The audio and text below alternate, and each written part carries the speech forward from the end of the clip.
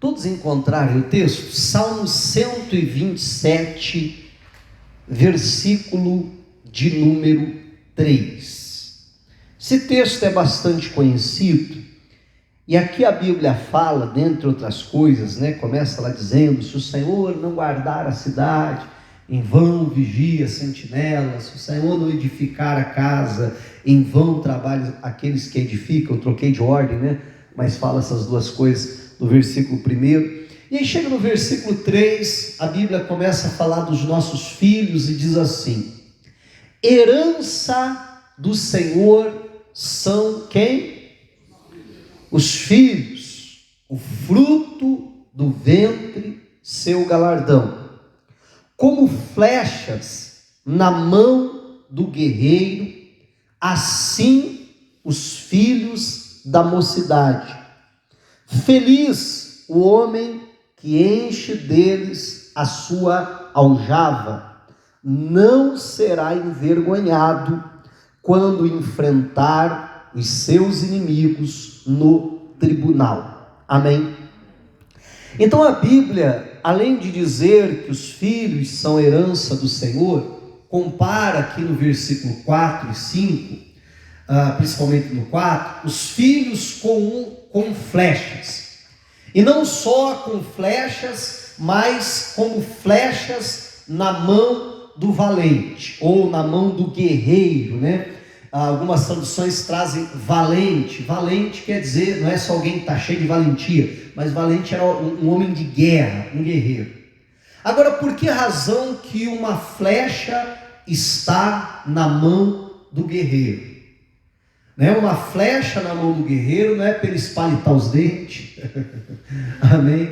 Não é para ele coçar as costas assim, com a flecha, não. Um guerreiro, ele passa a mão na flecha com uma única intenção: de entesar o seu arco, de lançar essa flecha e de acertar o alvo, amém?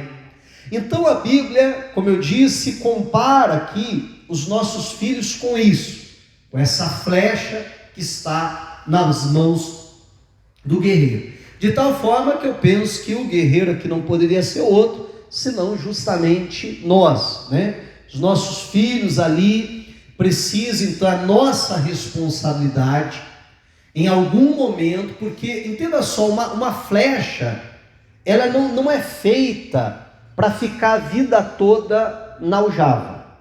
A aljava é aquele canudo, que o arqueiro ou que o guerreiro usava ali, geralmente nas suas costas, às vezes aqui do lado, na cintura, onde se colocava as flechas. Você já deve ter visto isso em filmes, Então a flecha, ela era preparada, era plainada, era confeccionada e depois era colocada ali. Mas nenhum guerreiro andava com aquelas flechas para ficar o tempo todo na sua aljava. Tanto um guerreiro, quanto um caçador, quanto qualquer outra coisa. Usava ali, justamente para, em momentos específicos, arrancar uma flecha dali, colocar no seu arco, entesar o arco, como eu dizia, então lançar a sua flecha. Eu acho que não é à toa que a Bíblia usa justamente a figura dessa flecha na mão do valente para dizer, para descrever ali os nossos filhos. E se essa flecha está na mão do valente, é porque ele já foi lá, já arrancou da aljava e já está pronto para lançar a flecha. Amém? Então eu vejo nesse texto, não só nesse, mas em outros da Bíblia, mas nesse texto principalmente, a nossa função como pais de, em determinado momento da nossa vida, pegar os nossos filhos ali, colocar eles no arco e lançá-los. Amém? Lançá-los para onde?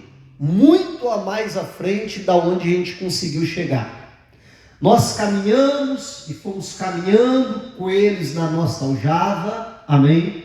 Vamos dizer assim, carregando eles nas costas, mas para chegar a um determinado momento, aonde talvez até a gente não possa ir mais, e então pegá-los e, como eu disse, lançá-los muito mais adiante daquilo que um dia nós conseguimos ir.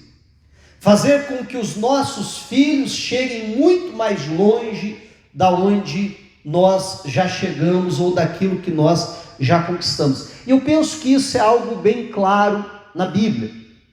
Por exemplo, Elias, quando está lá depressivo, quando está lá pedindo a morte, ele diz para Deus, uma das razões que ele utiliza para pedir a morte, ele diz assim: Senhor, tira a minha vida, porque eu não sou melhor do que os meus pais.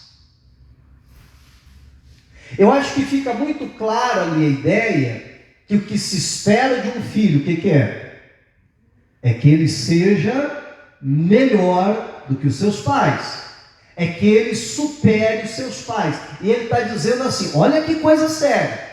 Ele está dizendo assim, Deus, não vale nem a pena eu viver, porque eu não sou melhor do que os meus pais, porque sequer isso eu consigo cumprir. Eu penso que ele não está falando só dele, mas provavelmente ele está falando da sua própria geração, porque a nossa geração não conseguiu cumprir a sua função de ser melhor do que os nossos pais. Vamos lembrar que foi justamente naquela geração que, por influência de Jezabel, o povo tinha virado as costas para Deus, o povo havia se voltado para Baal. Você está entendendo? E ele está dizendo, então não há razão para viver. Então essa foi uma geração perdida. Então não vale a pena, porque qual que é a função dos filhos? Ser melhor do que os seus pais. É a função dos pais prepará-los para isso, lançá-los para isso, amém? Impulsioná-los para que eles possam chegar muito mais longe da onde a gente chegou, amém? Só que o que nós precisamos entender, eu até já falei isso em outras ocasiões, né, de lançar, de arremessar, dos filhos serem melhores, mas hoje eu quero chamar a atenção para um ponto ainda, quem sabe, mais específico do que isso. Meu irmão, de nada adianta, e até eu ouvi, só antes de eu completar essa parte, eu li, na verdade, uma frase que me chamou a atenção, né, que quanto mais o arqueiro traz a flecha para perto de si, mais longe ela vai. Amém? E aí, dentro dessa analogia, nós como guerreiro, como arqueiro, os nossos filhos como a flecha, eu penso que isso faz ainda muito mais sentido. Pare e pense alguém tesando um arco. Quanto menos ele puxa para perto de si, mais curto é o tiro, né? Mas quanto mais ele puxa, geralmente ele puxa em direção aqui ao coração, aqui perto do pescoço, aqui, quanto mais ele puxa para cá, mais força ele faz, mais longe essa flecha, então ela vai quando ela é lançada, né? Mas além de a necessidade ou a responsabilidade que nos cabe de lançar os nossos filhos para que eles cheguem muito mais longe da onde nós chegamos, eu penso que isso não adianta de nada se nós lançarmos eles, mas não acertar o alvo. Não adianta nada o arqueiro ir lá e conseguir lançar sua flecha muito longe, com muita força, se não tiver precisão. Amém? Imagine um caçador caçando um animal. Poxa vida, mas aquele animal está muito distante. Mas eu sou muito forte, o meu arco aqui é muito bom, a minha flecha é muito bem preparada, a minha flecha consegue chegar até lá. Aí ele faz aquela força e tal, lança a flecha, só que errou o alvo, assustou o animal, perdeu tudo, não adiantou nada. Verdade, não é? Então, mais do que a gente fazer força para lançá-los o mais distante possível, mais do que isso, nós precisamos fazer força para lançá-los no alvo certo. E aqui é que está um grande problema, é porque muitas vezes nós criamos um alvo. E às vezes esse alvo que nós criamos para os nossos filhos, pastor, eu quero que meu filho seja um doutor, eu quero que meu filho seja um grande empresário, eu quero que o meu filho, ele dê continuidade ao negócio da família, eu quero que o meu filho, isso, aquilo, aquele outro. Às vezes nós projetamos certos alvos para eles, que nada tem a ver com o plano e com o propósito de Deus. Amém. E não adianta a gente simplesmente lançá-los muito longe. A gente, no mínimo, tem que lançá-los na direção certa. Porque, pensa comigo, vamos supor que o alvo que Deus tem para os meus filhos é nesta direção. Mas eu crio um alvo em outra, não vou nem falar de uma direção oposta. Amém? Mas eu crio um alvo em uma outra direção. Eu faço força, lanço ele. Olha aí como foi longe. Pois é, eu lancei ele muito longe, verdade. Mas também lancei ele muito longe do plano de Deus. E agora, se ele quiser viver o plano de Deus, você está entendendo? Talvez por influência minha, ele vai ter muito mais dificuldade para alcançar o plano de Deus. De tal forma que hoje eu quero falar com vocês, e esse é o título da mensagem hoje. O título é Entendendo o Propósito Divino para os Nossos Filhos. Você já buscou de Deus, já procurou entender qual é o propósito divino para os seus filhos? Qual é o chamado de Deus? Qual é a missão que Deus tem para eles? Porque se nós não entendemos isso, pode ser que estejamos criando planos muito bons para eles, mas lançando eles na direção errada. Você está entendendo? Lançando eles para o outro lado. E nós precisamos entender, meu irmão, e às vezes os pais fazem planos, às vezes por conta até das suas frustrações. Eu nunca pude estudar, então eu quero que você estude. Meu sonho sempre foi ser um psicólogo. Não, então você tem que fazer psicologia. Meu sonho sempre foi fazer direito. Não, então você vai ter que fazer direito. Você está entendendo? Meu sonho sempre foi isso. Então, e aí começamos a projetar, e muitas vezes esse plano só envolve dinheiro.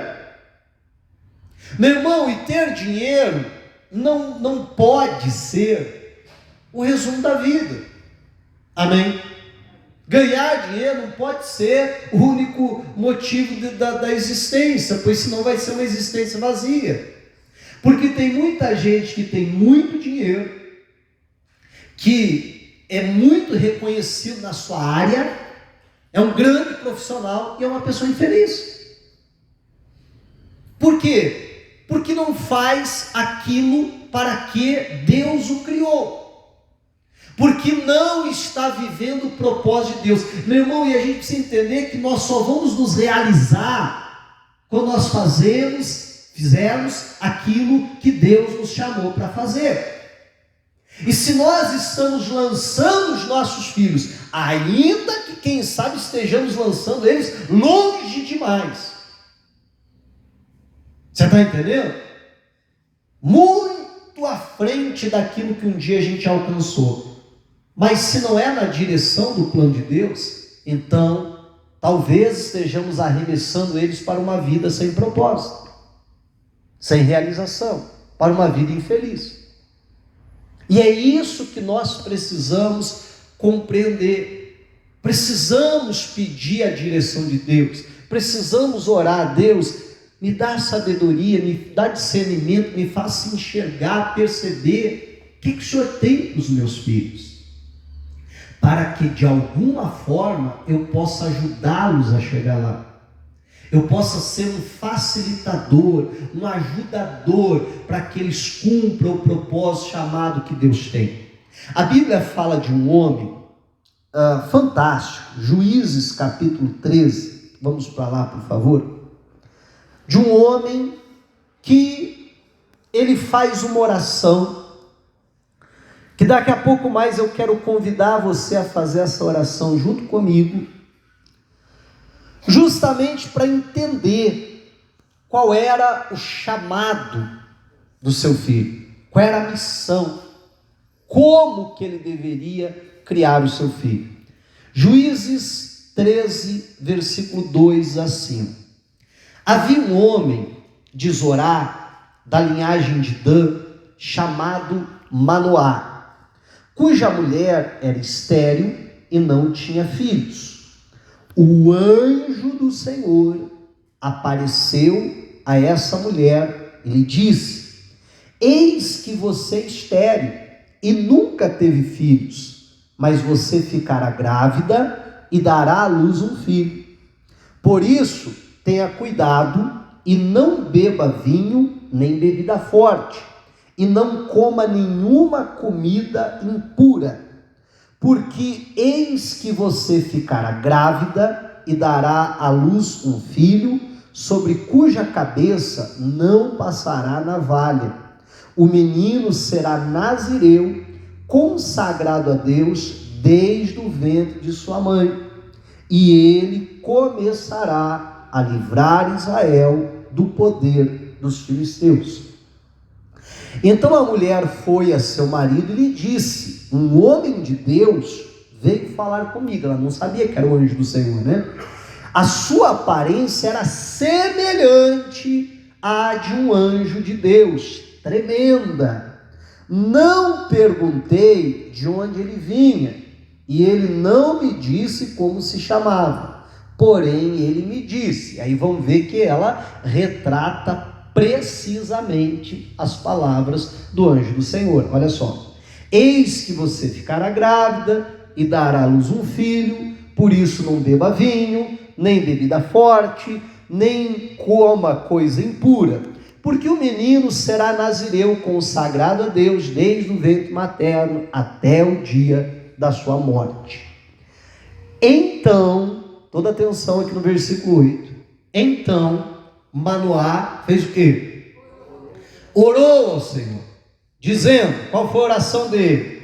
Ah, meu Senhor, peço que o homem de Deus que enviaste venha outra vez e nos ensine o que devemos fazer com o menino que há de nascer.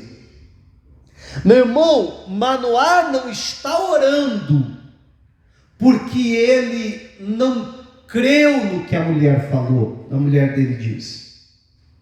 Manoá não está orando porque ele não creu no anjo do Senhor, ou que eles pensavam se tratar apenas e tão somente de um profeta. Ele não está orando, diz: Deus, é verdade o que o profeta falou. Deus, a minha esposa, ela reproduziu de forma fiel as palavras do profeta. Não, para que lá no coração dele, aquilo já é um assunto encerrado. Como que ele diz? O menino que há de nascer. Não, minha esposa pode ser estéril, mas esse menino vai nascer. Isso para mim é fato. Eu creio nisso.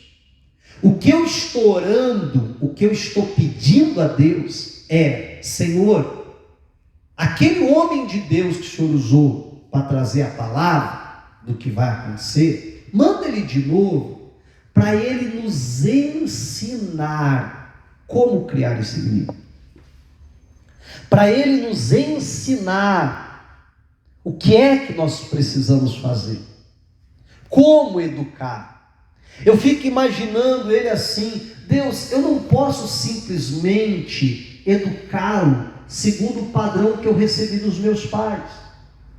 Por mais que, quem sabe, a educação que eu recebi dos meus pais seja muito boa, mas eu não posso simplesmente reproduzir ela.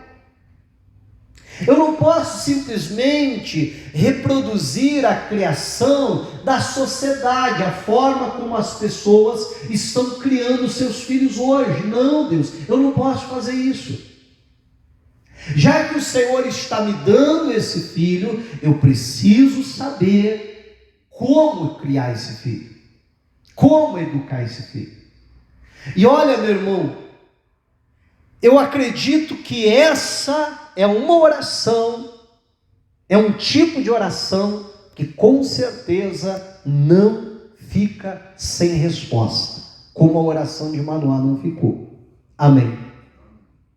Quando nós dobramos o nosso jeito para dizer: Deus, me ajuda a entender, já que o Senhor tem um propósito, já que o Senhor tem um plano, então me ajuda a entender esse plano, esse propósito, para que eu possa criá-lo da melhor maneira possível, para que eu possa, sabe, entesar o meu arco, não apenas com muita força para que ele vá muito longe, mas principalmente para lançá-lo, no mínimo, na direção correta. Amém? Se não for, pelo menos para acertar o alvo, né? Que no mínimo seja impulsionar os nossos filhos para a direção correta do plano, do propósito de Deus. E o que acontece em seguida é o seguinte: diz assim: Deus ouviu a voz de Manoá. Diga a glória a Deus. Porque como eu disse, está dizendo, eu creio que essa oração não fica sem resposta. Deus ouviu a voz dele. O que Deus fez? E o anjo de Deus veio outra vez à mulher, quando ela estava sentada no campo, porém Manoá, o marido, não estava com ela. A mulher se apressou, correu e deu a notícia a seu marido. E ela lhe disse: eis que me apareceu aquele homem que falou comigo outro dia. Então Manoá se levantou e seguiu a sua mulher. Quando encontrou o homem, perguntou: você é o homem que falou com esta mulher? E ele respondeu: sim, sou eu. Então Manoá disse: quando se cumprirem as palavras que você falou, olha, perceba mais uma vez que não há dúvida que vai acontecer. Amém? Mas ele diz: quando se cumprirem as palavras que você falou, qual será o modo de viver do menino e o seu serviço? Meu irmão, a preocupação dele não é que o seu filho venha viver os seus sonhos, os seus planos, as suas expectativas, aquilo que Manoá, quem sabe, sempre sonhou, sempre desejou, para se ele tivesse um filho, que o filho seria isso, seria aquilo, faria isso ou faria aquilo. Ele diz: não. Qual que será o modo de viver desse menino? O que é que o Senhor quer para ele? E qual vai ser o serviço dele? Como ele vai servir a Deus? Porque às vezes a gente projeta para os nossos filhos uma vida profissional muito boa. Isso não é errado. Mas às vezes a gente não projeta para os nossos filhos nenhum tipo de vida ministerial, nenhum tipo de serviço a Deus. Mas a Bíblia traz a promessa que os nossos filhos serão profetas do Senhor, que os nossos filhos vão servir a Deus. Aí muitas vezes chegamos na quarta-feira e começamos a orar: Senhor, eu e a minha casa serviremos ao Senhor. Mas aí quando o filho está lá na adolescência, quando o filho está lá na juventude, começa a vir demais para a igreja, aí pai e a mãe dizem: mas você não está indo demais? Não, também não é assim. É assim ou não é? Aí quando o filho, a filha, sente um chamado de Deus, quer fazer a obra, aí fica inventando empecilhos, fica inventando barreiras, mas estava orando: Deus, eu e a minha casa serviremos. Não, pastor, eu estou preparando meu filho para ser um bom membro de igreja. Não é errado ou problemático você ser um bom membro de igreja, Mas qual que vai ser o serviço dele? Você está entendendo? E nós precisamos, sabe, orar pedindo a Deus, buscando a parte de Deus. Deus, me dá uma direção, Deus.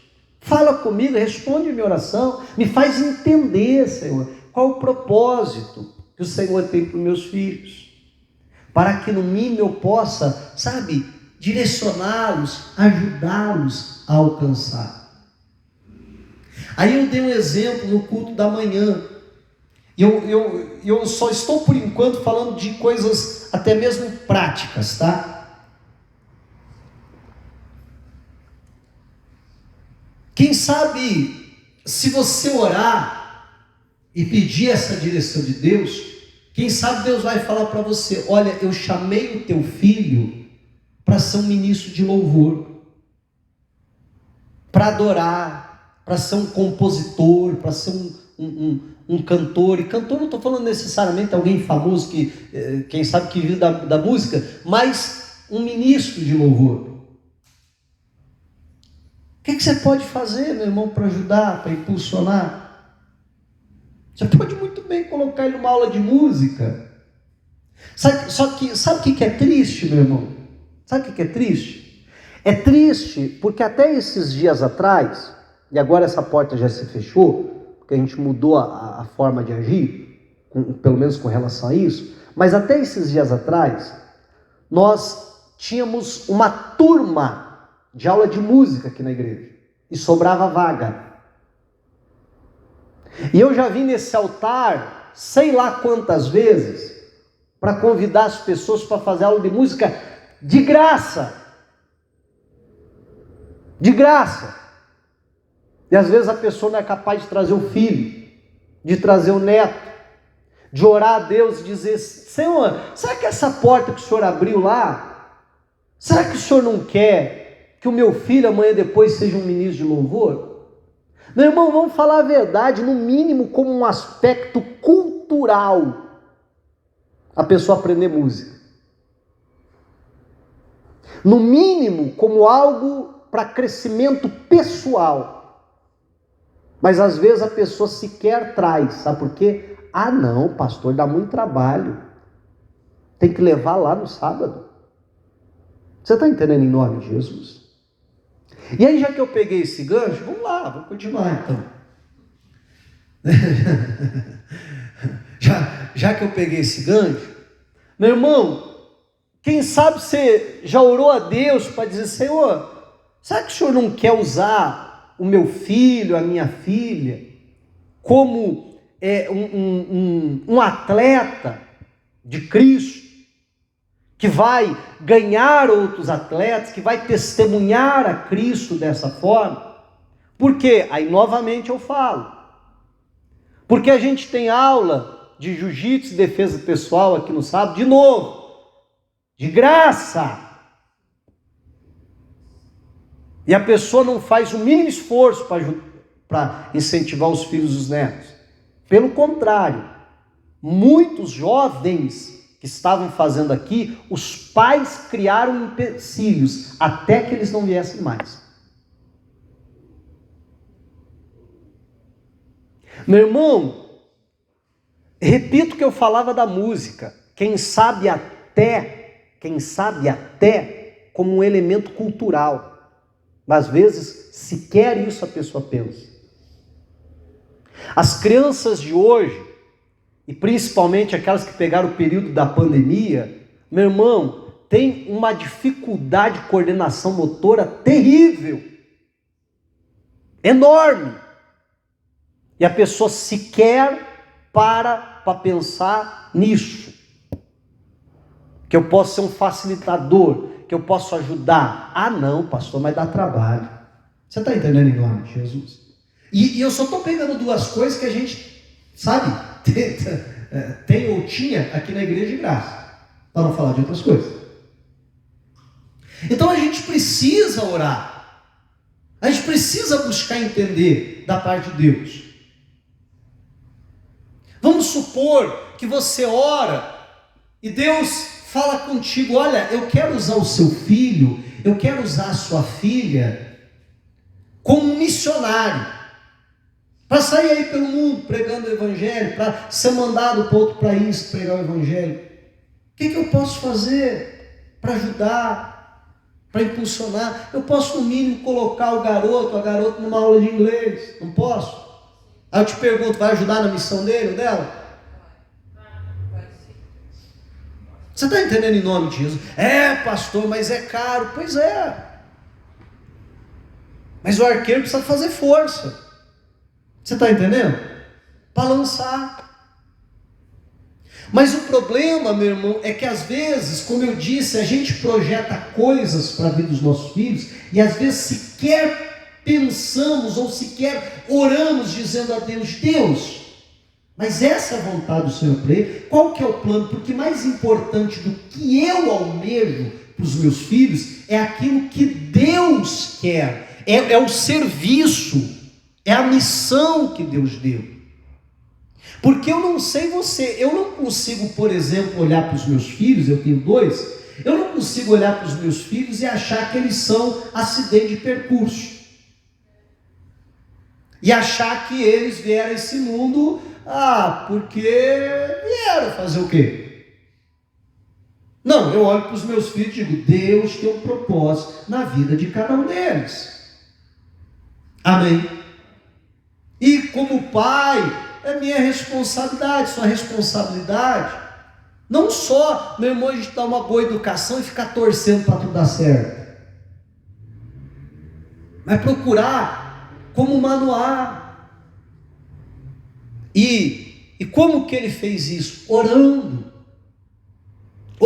pedindo a Deus, Deus, me ajuda a entender o propósito que o Senhor tem.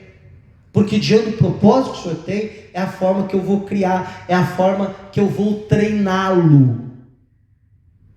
É a forma, eu vou conseguir enxergar quais as habilidades que precisam ser desenvolvidas.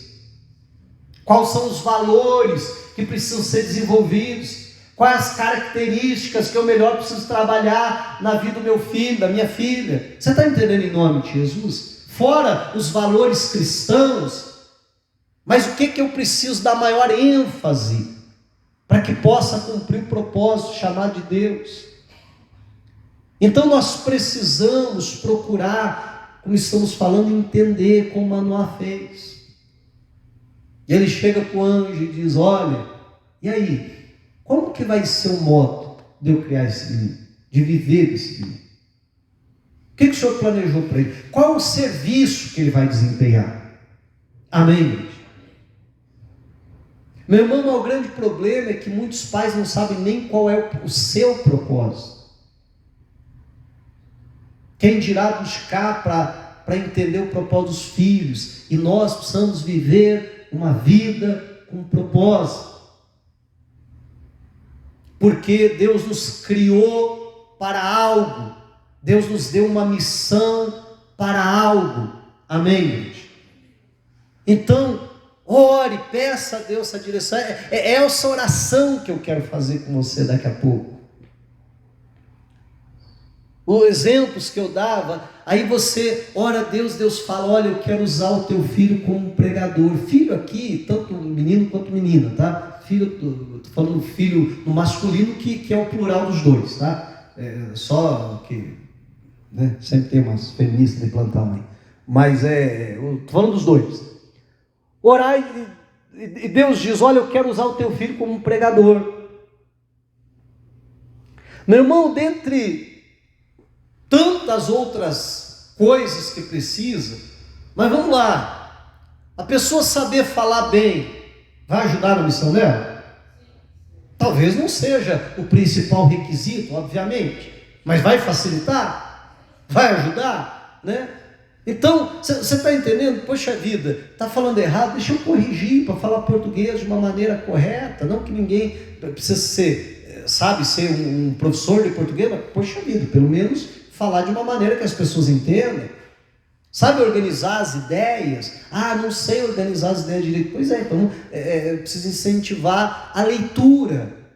Porque a pessoa que ela lê bem, geralmente ela fala bem. Geralmente ela consegue organizar bem as ideias, porque para você escrever, não tem como você escrever bagunçado, você precisa organizar as ideias para escrever. E quanto mais você lê, com mais clareza você fala, maior o vocabulário que você tem, melhor você consegue se expressar. Então deixa eu incentivar, você está entendendo? Porque isso vai ser algo útil, porque isso vai ser algo proveitoso.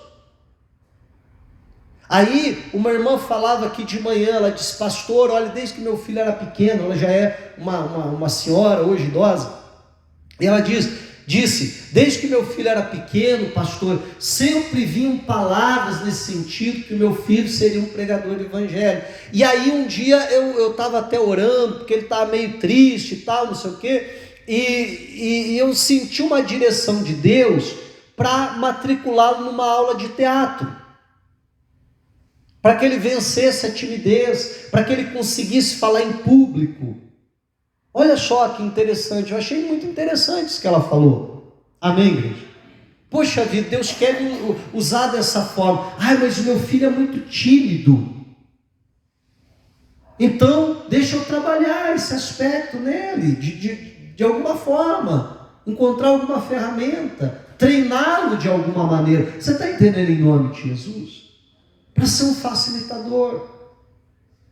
Mas não adianta a gente só querer lançar eles longe.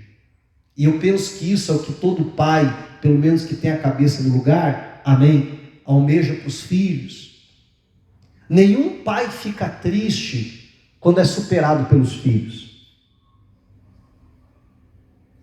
Quando os pais são superados pelos filhos, eles ficam felizes, orgulhosos. Verdade, não é? É motivo de orgulho. Poxa vida, meu filho é muito melhor do que você. Alguém chegar aqui para você e dizer, você é bom, hein? Mas teu filho já te passou, viu? Já está bem melhor que você. Alguém fica triste com isso?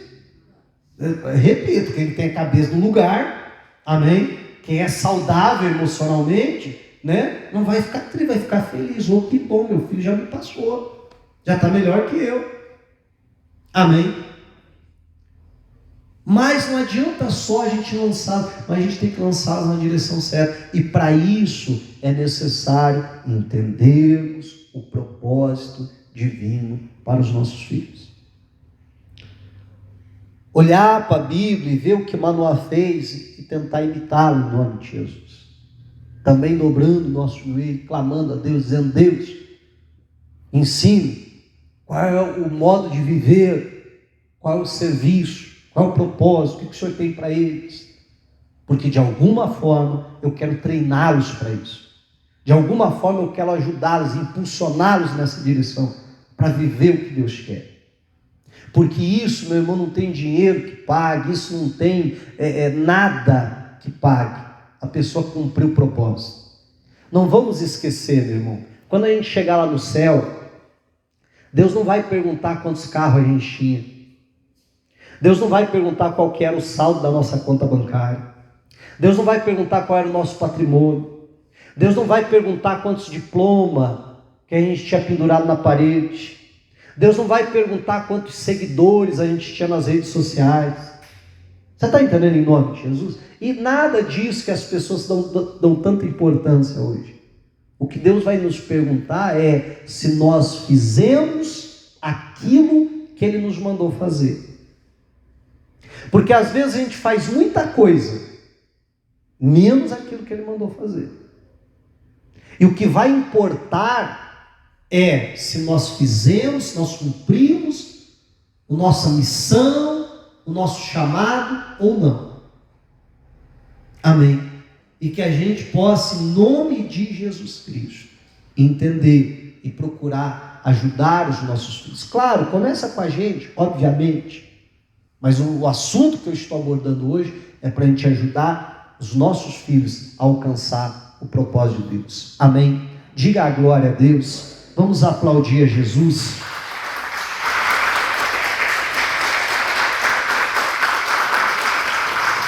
Aleluia, louvado seja o Senhor. Vamos ficar de pé. Eu quero orar com vocês agora. Se você está trazendo algo represente à sua família, pode pegar aí na sua mão. e levantar para o alto. Vamos fechar os nossos olhos, vamos fazer essa oração que Manoá fez. Oh, aleluia, Senhor. Pai, na tua presença, meu Deus, nós nos colocamos nesta hora, Pai, diante de ti. E, meu Deus, nós ouvimos a tua palavra, Pai. A tua palavra que veio para falar o nosso coração. A tua palavra que veio, meu Deus, para nos apontar, nos mostrar essa verdade. Ah, meu Deus, e quantas vezes projetamos tantas coisas, e coisas boas, o melhor para os nossos filhos.